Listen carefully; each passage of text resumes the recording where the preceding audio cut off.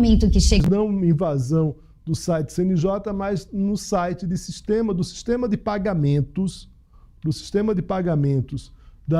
do governo federal, que é o CIAF. Existe ali uma preocupação, porque a tendência ali é ter um rombo de quase 3 milhões, né, em relação a esse pagamento. Eu vou chamar aqui o Berlink Cantelma, advogado, meu parceiro aqui nessas tardes de Poder Expresso, com esse sorriso aí, rapaz, para nos contar um assunto, Berlink, que de fato é uma coisa preocupante, né? Que é essa invasão no sistema. O CIAF, a gente sabe, controla cada centavo ali do governo federal. Aí um cidadão, aparentemente, segundo o ministro Haddad ontem, registrado com registro no sistema, não se trataria, as primeiras informações mostram isso, não se trataria de uma invasão, ou seja, não é um elemento externo que fez essa fraude, é alguém que tinha registro, que tinha uma espécie de senha ali para fazer esse acordo.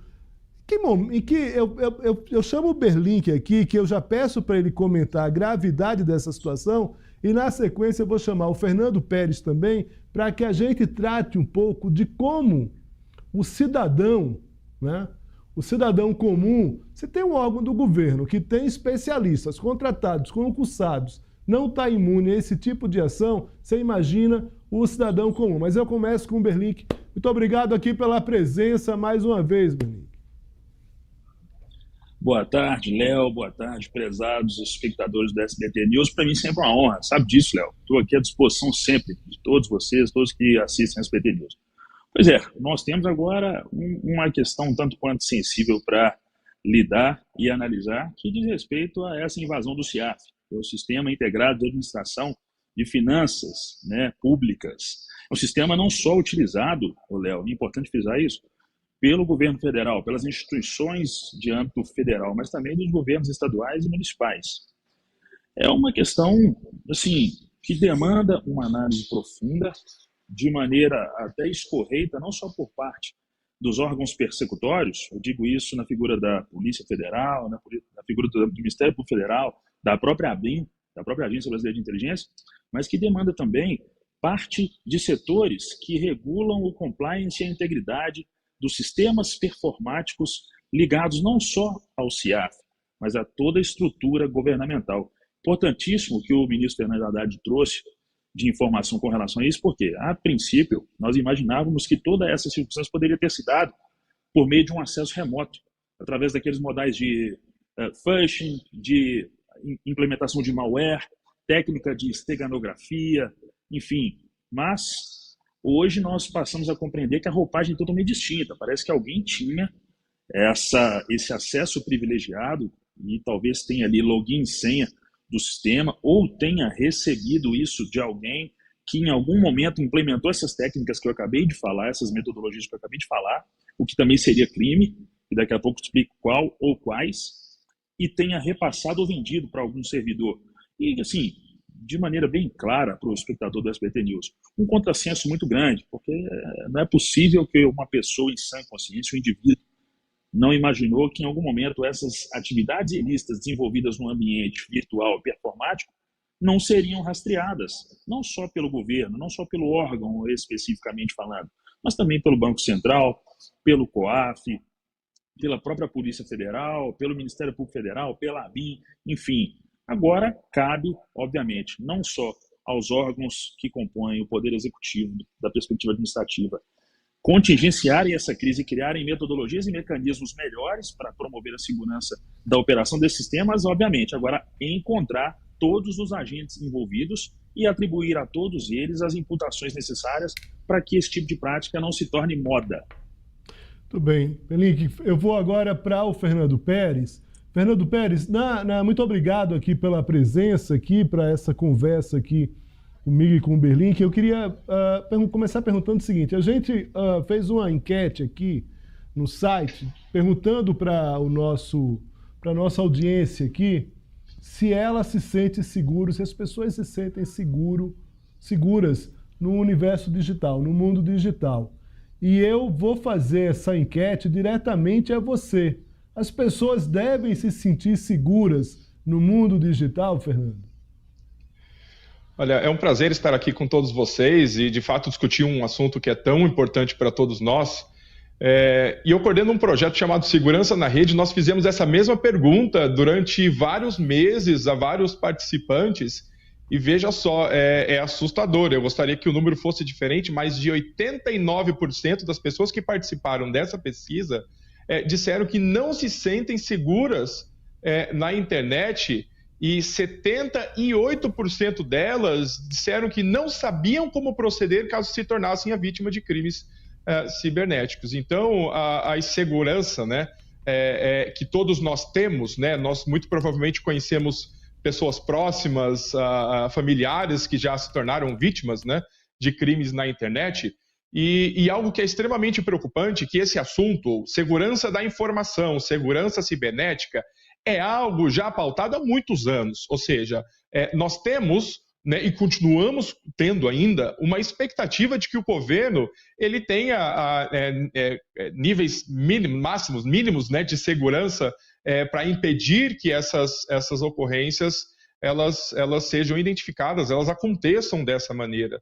Hoje nós já temos tecnologias, inclusive, para prever, né, ou seja, para evitar que isso aconteça. Ou seja, então essas práticas de políticas de segurança da informação, elas já são discutidas há muito tempo, então é algo extremamente preocupante. Independente de como isso tenha acontecido, e existem vários fatores que vão ser importantes ao serem descobertos agora na investigação, qual é o nível de profissionalismo, né, de expertise desses criminosos, porque de fato cometeram um ou muitos outros crimes, para verificar a possibilidade da identificação.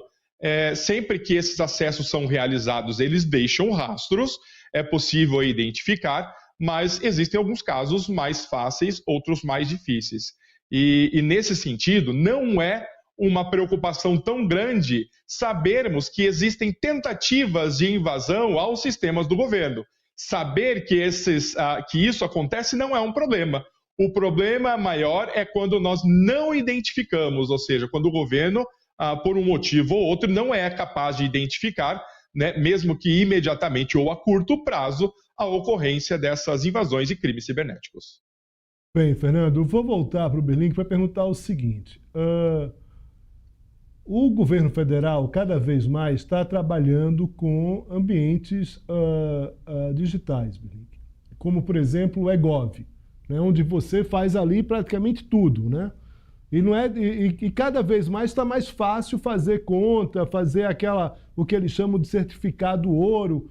Você resolve ali praticamente metade da tua vida ali, enfim, né, com pagamentos, no meu caso, do trabalho jornalístico, que trabalho muito com lei de acesso à informação, por exemplo. Tudo passa por ali. Se você tem pessoas que trabalham para você e que você acaba pagando ali, é social, também está naquela plataforma, né? Pessoas que tentam concurso público, por exemplo, estão também nessa plataforma. Quer dizer, todos os dados ali da vida do cidadão estão ali numa plataforma do governo. Eu queria, Berlim, que você falasse um pouco sobre essa questão da responsabilidade, da responsabilização jurídica, não só administrativa, porque a gente tem servidores ali, autoridades dentro, né, numa cadeia de comando, principal presidente Lula, passando por Fernando Haddad, depois vem ali nas secretarias né, e a gente vai ter Tesouro Nacional, nesse caso específico aí do CIAF. Como é que fica essa questão da responsabilização desses servidores que, não só o cidadão que entrou, mas também os que não conseguiram efetivamente fazer uma defesa, razoável, né? Razoável não, efetiva desses dados. Porque quando a gente vê isso, a gente tem uma preocupação dos nossos dados em companhias privadas, Fernando, mas, Berlim, que a gente também tem uma preocupação com os nossos dados entregues ao governo. A gente vai dando, a gente vai passando ali informações e ponto. Uma outra coisa também, Fernando, tem uma pesquisa da UNB aqui também, aí eu, nessa conversa aqui com o Berlink também, se a gente pensar, boa parte dos órgãos federais trabalham com sistemas que são sistemas de empresas estrangeiras, se a gente for pensar de alguma forma também. E acaba tendo uma cadeia aí de informações compartilhadas. Cara, assim, é um universo gigantesco de informações. Berlink, como é que funciona essa? Como é que a gente pode pensar essas responsabilizações?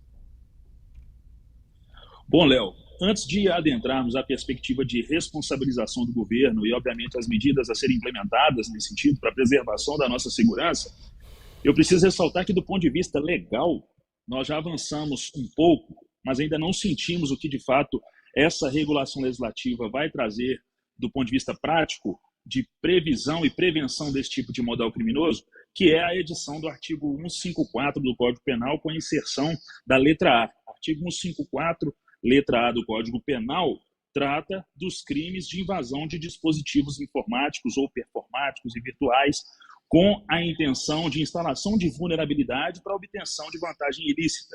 Tudo isso sem prejuízo, inclusive, da aplicação do crime de furto, previsto no artigo 155, e, se eu não me engano, no parágrafo 4b, no modal de furto qualificado. Tudo isso da perspectiva legislativa, pensando numa perspectiva de previsibilidade e contingenciamento desse tipo de modal criminoso.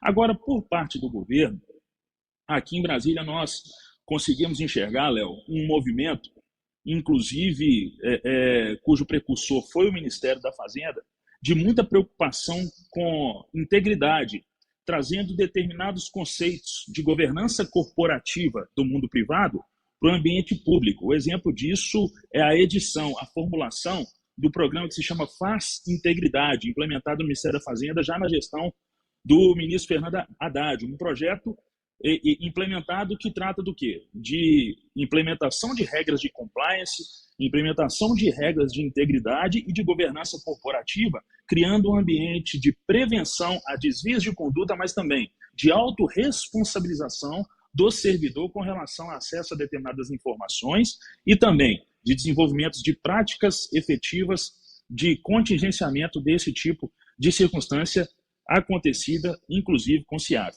Do ponto de vista do processo administrativo, é óbvio, se tiver um servidor público envolvido nesse tipo de situação, agora levado a efeito junto ao CIAF, ele vai ser responsabilizado não só do ponto de vista, obviamente, institucional, mas ele deverá ser responsabilizado do ponto de vista criminal em qualquer que seja o cenário, seja por meio de instalação de vulnerabilidade, ou seja, inclusive, pelo manuseio doloso de informações privilegiadas para cometimento do crime de furto. Por quê? Nós temos um background, Léo, num desvio de aproximadamente 3 milhões e meio de reais.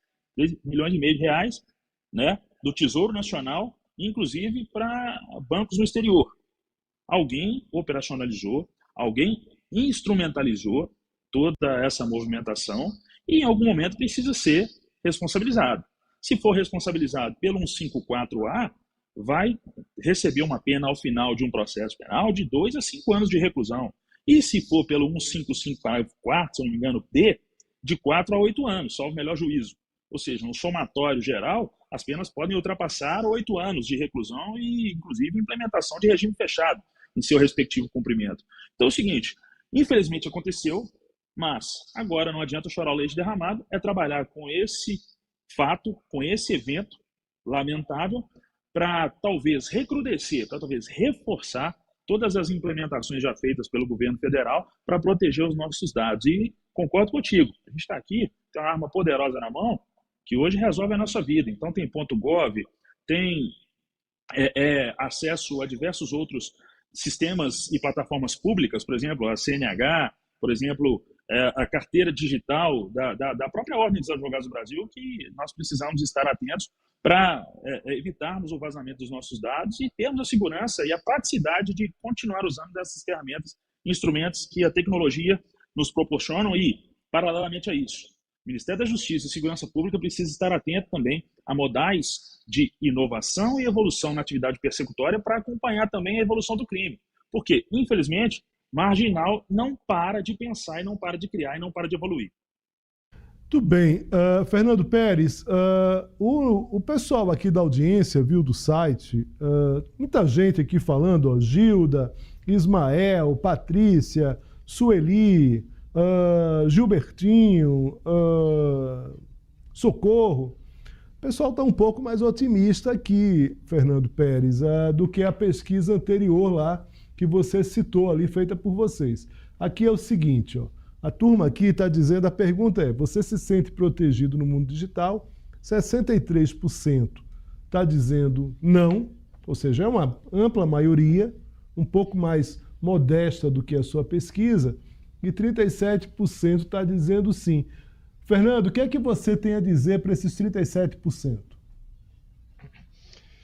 É sensacional, eu acho que é extremamente importante, sempre discutindo, né, como pesquisador, como advogado, a questão legislativa, a existência, a necessidade de leis e se as leis atuais elas são necessárias ou não, é sempre algo muito motivador, algo que nos traz uma expectativa, um ano maior, pensar que nós estamos mais conscientes e menos vulneráveis no uso da internet. Essa conscientização ela se dá muito também à divulgação de novas leis, como a LGPD, a Lei Geral de Proteção de Dados Pessoais, e existem várias outras leis importantes, né, no relacionamento, no trato de empresas ou no nosso trato com o mundo virtual, e essa consciência e conhecimento nos traz uma perspectiva muito maior. Eu digo que a tecnologia não vence tecnologia. Eu posso ter o antivírus mais potente, poderoso, mais caro, eu posso ter o melhor sistema de defesa lá na empresa, no governo, porém, se nós, como usuários, e eu não digo só no âmbito do governo, mas nós, como usuários diários de diferentes tipos de tecnologias e aparelhos, se nós não tivermos a educação necessária no uso dessas tecnologias, das que existem e daquelas que virão, nós, né, teríamos uma dificuldade muito maior. Então, a nossa conscientização está mais latente nesse sentido, está mais evidente também nesse meio.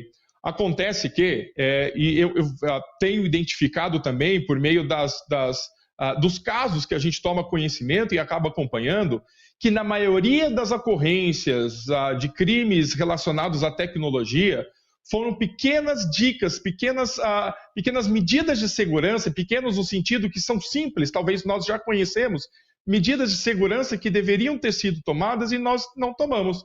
Então, essa consciência, essa perspectiva é extremamente importante. E eu realmente torço, tenho a expectativa e compartilho essa esperança de que tenhamos cada vez mais essa consciência no uso da tecnologia. Ocorre que a maioria dos crimes são cometidos por meios simples, né? Então, assim, por mais que essa confiança nessa segurança no uso da tecnologia ela esteja cada vez mais forte para uns ou para outros, é muito importante que nós não dar oportunidade para a ocorrência desses crimes.